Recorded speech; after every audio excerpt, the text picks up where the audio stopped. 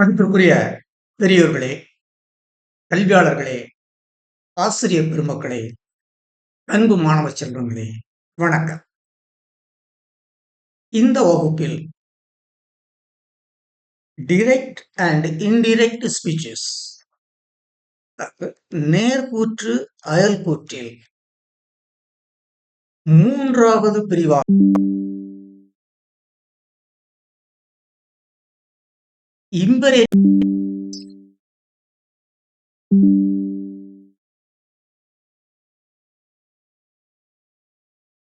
Imperative சென்டென்ஸை, அதாவது ஏவல் வாக்கியத்தை நேர்கூற்றிலிருந்து அயல்கூற்றாக மாற்றுவதற்கான விதிமுறைகள் என்ன என்பதை பார்க்கவிருக்கிறோம். இங்கே இம்பரேட்டிவ் வாக்கியத்தை, அதாவது ஏவல் வாக்கியத்தை நேர்கூற்றிலிருந்து அயல்கூற்றிற்கு மாற்றுவதற்கு ஏற்கனவே ஸ்டேட்மெண்ட், அதாவது செய்தி வாக்கியத்தில் பின்பற்றப்பட்ட அதே விதிமுறைகள் தான் அதில் 3 விதிமுறைகள் இதில் மாறும். அதாவது ரிப்போர்ட்டிங் வெர்ப் அங்க செட் டு பி டோல்டு பெரும்பாலும் என்று மாற்றினோம். ஆனால் இங்கே அந்த செட் டுவை ஆர்டர், ரிக்வெஸ்டட், அட்வைஸ்ட், ஆஸ்க்ட் இந்த 4 ஏதாவது ஒன்றுக்கு மாற்ற வேண்டும். அடுத்து கன்ஜங்ஷன், இணைப்பு சொல்லாக ஸ்டேட்மெண்ட் தேட்டை பயன்படுத்தணும். இங்கே டூவை பயன்படுத்த வேண்டும் கன்ஜங்ஷனாக. அடுத்து ரிப்போர்ட்டட் வெர்பை அங்க 4 நிலைகளில் மாற்றணும். பிரசன்ட்னா பாஸ்ட் டென்ஸ், பாஸ்ட் பார்ட்டிசிபிள், ஒரு வெர்புக்கு மேல இருந்தா முதல் வெர்பை மட்டும் பாஸ்ட் டென்ஸ் மாற்றணும். அப்புறம் கண்டிஷனல் சென்டென்ஸ் தான் எப்படி மாற்றணும் என்பதை எல்லாம் பார்த்தோம். இங்கே ரிப்போர்ட்டட் ஸ்பீச்சில் இருக்கக்கூடிய வினைச்சொல்லில் எவ்வித மாற்றமும் செய்யக்கூடாது. மற்ற எல்லா விதிமுறைகள் ஸ்டேட்மெண்டில் என்ன செய்தோமோ அதையே இங்கே பின்பற்ற வேண்டும். வாருங்கள் பார்ப்போம்.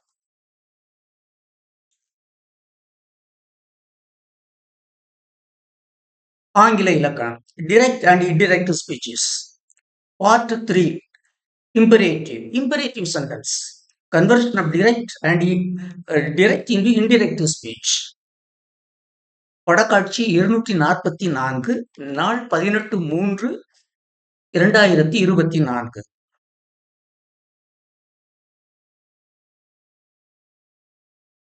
டிரெக்ட் அண்ட் இன்டிரெக்ட் ஸ்பீச்சஸ், நேர்கூற்றும் அயல்கூற்றும், பாகம் 3. இம்பரேட்டிவ் சென்டென்ஸ், ஏவல் வாக்கியம். Rules for converting imperative from direct into indirect speech. விதிமுறைகள், அதாவது ஏவல் வாக்கியத்தை நேர்கூற்றிலிருந்து அயல்கூற்றுக்கு மாற்றுவதற்கான விதிமுறைகள். In the imperative class, the verb would be in simple present tense. It should be kept as it is. இது ரொம்ப முக்கியமான, ஏற்கனவே நான் உங்களுக்கு ஆரம்பத்திலே விளக்கினேன். அதாவது ஏவல் வாக்கியத்தில் வினைச்சொல்லானது இம்பரேட்டிவ் கிளாஸ் வினைச்சொல் சிம்பிள் பிரசன்ட் டென்ஸ். அந்த சிம்பிள் பிரசன்ட் டென்ஸில் இருக்கக்கூடிய வினைச்சொல்லை எவ்வித மாற்றமும் இன்றி அவ்வாறே வைத்துக் கொள்ள வேண்டும்.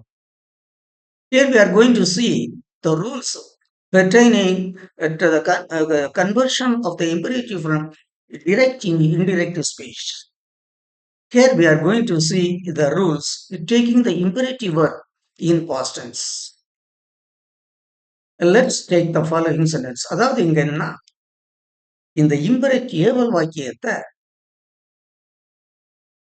நேர்கூற்றிலிருந்து அயல்கூற்றுக்கு எவ்வாறு மாற்றுறது, அதற்கான விதிமுறைகள் என்ன என்பதை பார்க்க ஒன்றின் பின் ஒன்றாக விளக்குகிறேன் பாருங்கள். இங்க நம்ம அந்த ரிப்போர்ட்டிங் வெர்பை, அந்த செட்டுன்னு இருக்கு இல்லையா, ஃபர்ஸ்ட் அதுதான் ரிப்போர்ட்டிங் வெர்ப். அந்த ரிப்போர்ட்டிங் வெர்பை பாஸ்ட் டென்ஸில் வைத்துக் கொண்டுதான் இந்த விதிமுறைகளை நான் உங்களுக்கு சொல்லிக் கொண்டிருக்கிறேன். ரிப்போர்ட்டிங் வெர்ப் சிம்பிள் பிரசன்ட் டென்ஸிலும் இருக்கலாம், அதை தனியாக இறுதியில் விளக்குகிறேன். இந்த ரிப்போர்ட்டிங் வெர்ப் சிம்பிள் பாஸ்ட் டென்ஸ்ல இருக்கும். பாஸ்ட் டென்ஸ்ல இருக்குதான் இந்த விதிமுறைகள். பாருங்க, முதல்ல பாருங்க. The headmaster said to me, meet me tomorrow. The headmaster said to me, meet me tomorrow. Meet me tomorrow அப்படிங்கிறது தான் imperative class. The headmaster said to me அப்படிங்கிறது reporting class. இப்ப பாருங்க. First, the reporting verb said to or said must be converted to or it or commanded or advised or requested or asked according to the reported class. அதாவது அந்த reported கிளாஸுக்கு தக்கவாறு ஆர்டர்டுங்கிறது set to ஆர்டர்டுன்னு மாற்றணுமா, இல்லை கமாண்ட்னு மாற்றணுமா, அல்ல அட்வைஸ்டுன்னு மாற்றணுமா, இல்லை ரிக்வஸ்டட்னு மாற்றணுமா, அல்லது ஆஸ்க்னு மாற்றணுமா என்பது அந்தந்த வாக்கியங்களை பொறுத்தது. பாருங்கள், உங்களுக்கு விளக்கம் தருகிறேன். முதலில் இந்த ரூல்ஸை முடித்துட்டு பின்னாடி விளக்கங்கள் தந்திருக்கிறேன். இங்க பாருங்க, அவர் headmaster said to me meet me tomorrow. இது ரிப்போர்ட்டட் கிளாஸ், இது ரிப்போர்ட்டிங் கிளாஸ். இந்த ரிப்போர்ட்டிங் கிளாஸ்ல உள்ள இந்த செட் டு வந்து ஆர்டர்டுன்னு மாத்திருக்கிறார். ஏன்னா இந்த ஹெட்மாஸ்டர் எனக்கு ஆணையிட்டார், கட்டளையிட்டார். எனவே இந்த செட் டு வந்து ஆர்டர்டுன்னு மாத்திருக்கு. Secondly, the comma and quotations mark must be removed and the conjunction to be placed there. ரெண்டாவது சொன்னேன். இரண்டாவது கன்ஜங்ஷன் கமா கொட்டேஷனை நீக்கிட்டு அந்த இடத்துல டு அப்படிங்கக்கூடிய கன்ஜங்ஷனை வைக்க வேண்டும். இங்க பாருங்க வச்சாச்சு. இந்த கமா கொட்டேஷன் எடுத்துட்டு டு வச்சாச்சு. ரெண்டு விது. மூன்றாவது பாருங்க. Thirdly, the verb meet in the reported class has to be kept as it is. இந்த reported classல என்ன இருக்குது?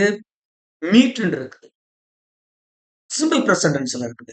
இந்த சிம்பிள் பிரசன்டென்ஸ் இருக்கக்கூடிய வினைச்சொல்லை எவ்வித மாற்றமும் இன்றி அவ்வாறே வைத்துக் கொள்ள வேண்டும். இதுதான் ஏவ வாக்கியத்தினுடைய விதிமுறைகள். அப்ப இந்த மீட்டை வந்து அப்படி வச்சாச்சு. மூன்று, ரிப்போர்ட்டிங் கிளாஸ்ல இருக்கக்கூடிய வினைச்சொல்லை சிம்பிள் பிரசன்டென்ஸ்ல இருக்கும், அதை மாற்றாமல் அப்படியே வைத்துக் கொள்ள வேண்டும். வைத்துக் கொண்டாகிவிட்டது.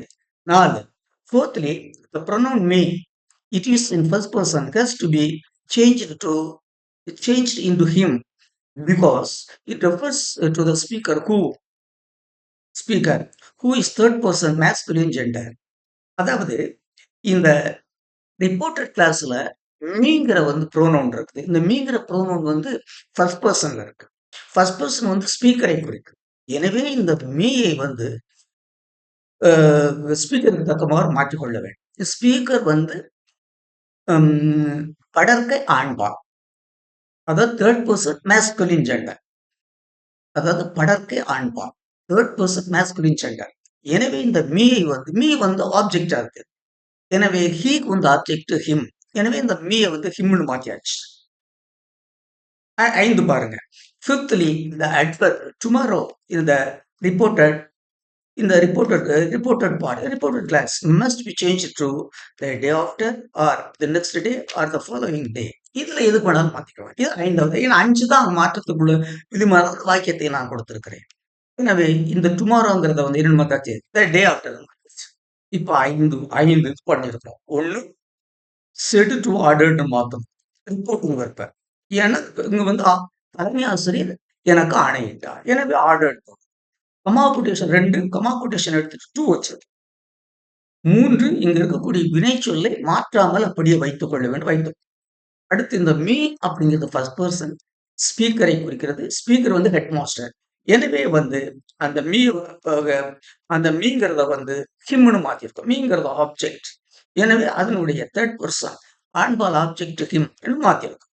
டுமாரோ டே ஆஃப்டர் மாத்தியாச்சு. இங்க பாருங்க, said to order, comma quotation எடுத்துட்டு டு, மீட் அப்படி வச்சுட்டு அந்த எழுத்து மட்டும் ஸ்மால்ல இருந்து கேபிட்டல் ஸ்மால்க்கு மாத்திருக்கோம். மீங்கிறத வந்து ஹிம்னு மாத்திட்டோம், சொல்லிட்டேன். Tomorrow day after. அப்போ 5 விதிகள். 1, ரிப்போர்ட் செட் டுவை ஆர் செட்டை ஆர்டர், கமாண்டட், ரிக்வெஸ்ட் எதில் இருக்கும் மாத்திக்கணும், மாத்தியாச்சு. 2, கமா கொட்டேஷன் எடுத்து அந்த டூங்கிற கனெக்ஷன் வைக்கணும், இணைப்பு வச்சாச்சு. 3, அடைப்பு குறிப்புள் இருக்கக்கூடிய முதல்ல தான் வினைச்சொல் இருக்கும். அந்த வினைச்சொல் கேபிட்டல்ல பிரசன்டென்ஸ் வரும், சிம்பிள் பிரசன்டென்ஸ்ல அப்படியே வைத்துக் கொள்ள வேண்டும். முதல் கேபிட்டல்ல இருக்கும், அது ஸ்மாலுக்கு மாத்திடும். அடுத்து உள்ள ப்ரோனவுன்ஸ் இருந்தா அதை ஃபர்ஸ்ட் பர்சன்ல ஸ்பீக்கர், செகண்ட் பர்சன்ல இருந்தா ஹியர், அதுக்கு தக்கவாறு மாற்றிக்கொள்ள வேண்டும். அடுத்த வெர்ப் இருந்தா அதை உரிய முறையில் மாற்றிக்கொள்ள வேண்டும். இவ்வளவு. அடுத்து பாருங்க. இப்போ எவ்வாறுன்னு சொல்றேன். General suggestions use of ordered, commanded, requested, advised and asked. அதாவது இதுல ordered, commanded, requested, advised and asked இந்த இந்த 5ல் எதை எங்கே பயன்படுத்துவது என்பதற்கான சில அறிவுரைகள். முதல்ல பாருங்க. Order and command. எந்த இடத்துல ஆர்டர், எந்த இடத்துல கமாண்ட் கொடுக்கணும் பாருங்க. அதுல போடணும். Order or commanded can be used as the reporting verb as per the strength of the speaker and verb used in the reported clause. அதாவது அந்த ரிப்போர்ட்டட் கிளாஸ்ல இருக்கக்கூடிய அதாவது ஸ்பீக்கர் மற்றும் அந்த ரிப்போர்ட்டட் கிளாஸ்ல இருக்கக்கூடிய வினைச்சொல் அதற்கு தக்கவாறு ஆர்டர்டா அல்லது கமாண்டடா, ஆர்டர் ஆர் கமாண்டட், இதுல எதை பயன்படுத்துறாங்க அப்படிங்கிறது ஸ்பீக்கர் பார்க்கணும். அடுத்து அடைப்புக்குறிக்குள்ள இருக்கக்கூடிய வினைச்சொல்லை பார்க்க வேண்டும். அதற்கு தக்கவாறு ஆர்டர்டு, ஆர்டர்டு போடவா, செட் ஆர்டர்டு மாத்துறதா அல்லது கமாண்டட் மாத்துறதா அப்படிங்கிறது நம்ம முடிவு செய்யலாம். எடுத்துக்காட்டு கொடுக்குற பாருங்க. Headmaster said to the students, come to school only in due uniform. அதாவது எல்லாரும் பள்ளிக்கு வந்து உரிய சீருடையில் தான் வர வேண்டும். மாணவர்கள் அனைவரும் பள்ளிக்கு உரிய சீருடையில் தான் வர வேண்டும் என தலைமை ஆசிரியர் கட்டளையிட்டார். அப்ப இங்க ஆர்டர். ஏன்னா இந்த கமாண்டட் யூஸ் பண்ணக்கூடாது. கமாண்டட்ங்கிறது வந்து ரொம்ப கனமான ஒரு சொல். எனவே ஆர்டர் அதுதான் அந்த ஏவல்ல வந்து குறைந்த சக்தியுடையது ஏவல்ல. அப்போ இந்த செட் டு ஆர்டர் மாத்தியாச்சு. ஆர்டர், ஹெட் மாஸ்டர் ஆர்டர், கமாபடிஷன் எடுத்து டூ வச்சாச்சு. கம் வெர்பு அப்படியே கம் கேபிட்டல்ஸ் இருக்கு, சுமாட்சிக்கு மாத்தியாச்சு. அவ்வளவு மீதி எல்லாமே அப்படியே. Head master said to the student, come to school only in uniform. Headmaster ordered the students to come to school in uniform. ஆர்டர்ங்கிறது ஆர்டர்டுன்னு எப்போ மாத்தணுங்கிறது பார்த்துக்கோங்க. அடுத்து கமாண்டட் பாருங்க. The captain said to the soldiers, obey the order first. அதாவது வந்து captain தலைவன் சொல்ல அவனுடைய படை வீரர்களுக்கு the captain said to the soldiers, obey the order first. முதலில் கட்டளை அதாவது கட்டளைக்கு பணியுங்கள். obey the order. கட்டளைக்கு பணியுங்கள். உபயம் பணிதல். கட்டளைக்கு பணியுங்கள் என்று தலைவன் போர் வீரர்களுக்கு ஆணையிட்டான். The captain commanded. The captain commanded the soldiers. இங்க ஆர்டர்டுக்கு மட்டும் இல்ல, இங்க வந்து command. The captain commanded the soldiers. Conjunction. Obey. வேறு மாற்றமே கிடையாது. அதே obey the order. The captain commanded the soldiers to obey the order first. முதலில் கட்டளைக்கு பணியுங்கள். அப்ப இங்க கமாண்ட். அடுத்து ரெண்டு பாருங்க. ரிக்வெஸ்ட் வேண்டுகோள் எங்க பயன்படுறது? Requested can be used as the reporting verb when the reported clause has the interjection please. அதாவது இந்த இம்பரேட்டிவ் கிளாஸ்ல ப்ளீஸ்ங்கிற வார்த்தை இருந்ததுன்னு வச்சுக்கோங்க பாருங்க. ப்ளீஸ் அப்படிங்கக்கூடிய இன்டர்ஜெக்ஷன், அதாவது உரியடைச்சொல். அந்த இன்டர்ஜெக்ஷன் உரியடைச்சொல் இருந்தது அப்படின்னா அங்க வந்து நம்ம அந்த செட் டு எப்படி மாத்திக்கணும்?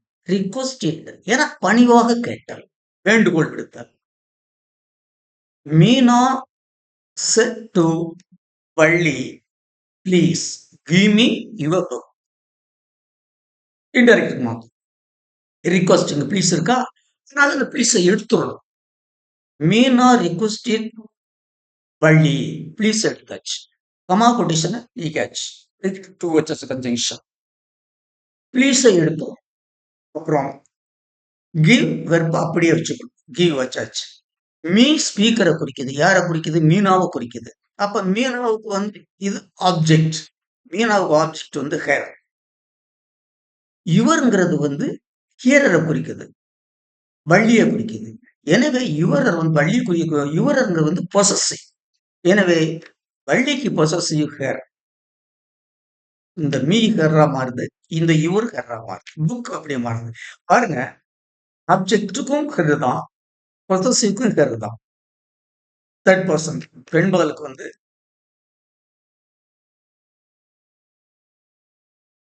அதாவது ஹெர், அவளை அப்படிங்கிறதுக்கும் ஹெர் தான், அவளுடைய அப்படிங்கிறதுக்கும் ஹெர் தான். ஷீ ஹெர் ஹெர், அதாவது பெண்பால். ஆண்பால் he him his. He him his. Feminine gender she her her. எனவே இந்த மீயும் ஹெர்ரன் தான் மாறி இருக்கு. இந்த யுவர் ஹெர்ன்னு தான் மாறி இருக்குது. ஆனா இது வந்து ஆப்ஜெக்ட். இது வந்து பொசசிவ். உடைய, அவளுடைய, அவளை, அவளுடைய. இது வந்து அவளை, இது அவளுடைய. எனவே ஒரு ரிக்வெஸ்ட்னா ப்ளீஸ்னு வந்தா அந்த ப்ளீஸ் எடுத்து ரிக்வெஸ்ட்னு வச்சுக்கணும். கன்ஜங்ஷன் டு வச்சுக்கணும். வெறுப்பை மாற்றக்கூடாது. உள்ளே உள்ள வரக்கூடிய ப்ரோனவுன்ஸை first person, second person, speaker ஹியரருக்கு தக்கவாறு மாற்றிக்கொள்ள வேண்டும். எனவே Meeno said to Valli, please give me your book. Meeno requested Valli to give her her book. இந்த ஹெர்ங்கிறது வந்து மீனாவை குறிக்கிறது. இந்த ஹெர்ங்கிறது வந்து வள்ளியை குறிக்கிறது. அடுத்து அட்வைஸ், அறிவுரை குரல். Advised can be used as a reporting verb when the speaker advises the hearer to do something. அதாவது ஸ்பீக்கர் வந்து ஹியரரை வந்து நீ சில காரியங்களை செய்ய வேண்டும், செய்தா அது உனக்கு நன்மை பயன் என்று அறிவுரை கூறு. பேசுபவர் ஸ்பீக்கர் ஹியரருக்கு அறிவுரை கூறுகின்ற பொழுது அந்த செட் டு அல்லது செட்டை அட்வைஸ் என்று மாற்றிக்கொள்ள வேண்டும். பாருங்க, Maran said to his Sun earn respect from all angles. Moran advised his son to earn respect from all angles. Indirectly. Set to, இங்க வந்து மாறன் வந்து அவனுக்கு வந்து அட்வைஸ் பண்றான். செட் டு அப்ப அட்வைஸ் மாத்தியாச்சு. கமா கொட்டேஷன் எடுத்து டூ வச்சாச்சு. ஏன் வெறுப்பு மாற்றக்கூடாது. முதல் எழுத்து மட்டும் ஸ்மால் ஏன், அவ்வளவு. மீதி எல்லாம் Maran said to his son respect, earn respect from all angles. எல்லோரிடமிருந்தும் நன்மதிப்பை சம்பாதிக்க வேண்டும். எல்லோரிடத்திலிருந்தும் நல்ல பெயரை நீ சம்பாதிக்க வேண்டும். சொல்றான். ஏன் ரெஸ்பெக்ட் ஃப்ரம், எல்லோரிடமிருந்தும் நன்மதிப்பை நீ ஈட்ட வேண்டும். Maran said to his son, earn respect from all angles. Moran advised his son to earn respect from all angles. அப்ப அட்வைஸ் சொல்றாரு. அப்புறம் பாருங்க, நாலு வந்து ஆஸ்க். இந்த ஆஸ்க் இந்த இடத்துல பயன்படுத்துறது. Ask can be used as the reporting verb when the speaker kindly asks the hearer to do something. அதாவது ஸ்பீக்கர் வந்து ஹியரரை வந்து ஒரு செயலை செய்ய வேண்டும் என்று அன்புடன் கேட்கின்ற பொழுது, அரவணைப்புடன் கேட்கின்ற பொழுது, அந்த இடத்துல நம்ம ஆஸ்க் பயன்படுத்தலாம். இப்போ Nathan said Mala bring me some water. வீட்டுல வந்து மாறன் வந்து அவனுடைய டாட்டர்கிட்ட கேட்கிறான், அவனுடைய மகன்கிட்ட சொல்றான், மாலா கொஞ்சம் தண்ணி கொண்டு வா. மாறன் செட் மாலா, இங்க செட்டு டூ கிடையாது. இங்க செட்டு ஒரு செட்டு டூ வைக்கல. ஏன்னா வந்து கிளியர் இது இருந்தா தான் செட்டு டூ வைக்கணும். கிளியர் இல்லாட்டா செட் மட்டும் வச்சா போதும். Maran said Mala bring me some water. Maran asked Mala to bring him some water. Maran asked Mala to bring him some water. Nathan said asked. ஏன்னா இங்க வந்து என்ன இருக்குது, ஆமா, ஒரு அன்போடு கேட்கறான், நம்ம தான் பார்த்துக்கணும். மாலா பெண், செட் வந்து asked மாலா. நாதன் ஆஸ்க்டு மாலா. அந்த மாலை உள்ள இருக்கு இல்லையா, அதை வந்து வெளியே கொண்டு வந்துடணும். இதே மாதிரி அமைப்புகள்ல நாதன் ஆஸ்க்டு மாலா, கமா ப்ரொடெக்ஷன் எடுத்துட்டு வந்து டு கன்ஜங்ஷன், வேர்ப்பு மாற்றக்கூடாது, அப்படி வச்சுக்கணும். மீ வந்து ஸ்பீக்கரை குறிக்குது, ஸ்பீக்கர் ஆன், எனவே ஹிம். இது ஆப்ஜெக்ட், இது ஆப்ஜெக்ட், அவ்வளவு. Nathan said to Mala, Nathan said Mala bring me some water. Nathan asked Mala to bring him some water. பார்த்தோங்க, இதுதான் இது வந்து இதுதான் முக்கியமான விதிமுறை. எப்படி மாத்திரம்னு முன்னாடி இது பண்ணிட்டேன். அடுத்து வந்து 4 எந்த இடத்துல ஆர்டர், எந்த இடத்துல கமாண்டட், எந்த இடத்துல ரிக்வெஸ்டட், எந்த இடத்துல அட்வைஸ்ட், எந்த இடத்துல ஆஸ்க். இதுக்கு 4 5 எடுத்துக்காட்டுகளை கொடுத்திருக்கிறேன், பார்த்துக் கொள்ளுங்கள்.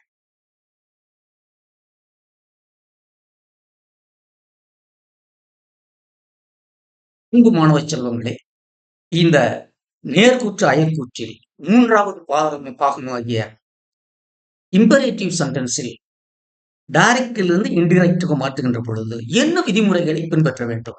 அதாவது பொதுவான விதிமுறைகள். இதில் இதில் 3 ஸ்டேட்மெண்டிலிருந்து இதில் 3 இடத்தில் மாறுபட்டு நிற்கும். ஒன்று ரிப்போர்ட்டிங் வெர்ப், அங்க செட் டு டோல்டுன்னு மாத்திருப்போம். மற்றதெல்லாம் வேற மாதிரி டோல்டுன்னு மாத்திருப்போம். இங்க அந்த செட் டு வந்து ஆர்டர் ஆர் கமாண்டட் அல்லது ரிக்வெஸ்டட் அல்லது அட்வைஸ்ட் அல்லது ஆஸ்க்ட், எந்தெந்த இடத்திற்கு தக்கவாறு மாற்றிக்கொள்ள வேண்டும் என்று நான் உங்களுக்கு எடுத்துக்காட்டை கொடுத்திருக்கிறேன். அப்ப அந்த reporting verb set to order, commanded, requested, advised, asked, இப்படி இடத்திற்கு தகுந்தவாறு மாற்றிக்கொள்ள வேண்டும். அடுத்து ஸ்டேட்மெண்ட்ல வந்து கன்ஜங்ஷன் தேர்ட் வச்சோம், இம்பரேட்டிவ்ல கன்ஜங்ஷன் டு. அதான். அடுத்து வினைச்சொல்லை வந்து சிம்பிள் பிரசன்டென்ஸ்ல இருக்கும், அதை மாற்றாமல் அப்படியே வைத்துக் கொள்ள வேண்டும். முதல் எழுத்து மட்டும் கேபிட்டல்ல இருக்கும், ஸ்மால்ல மாத்திக்கணும். மற்றது ஃபர்ஸ்ட் பர்சன், செகண்ட் பர்சன், அது உள்ள விதிகளின்படி தான் நீங்கள் செய்து கொள்ள வேண்டும். அடுத்து ஒன்று உங்களுக்கு இதுல நெகட்டிவ்ல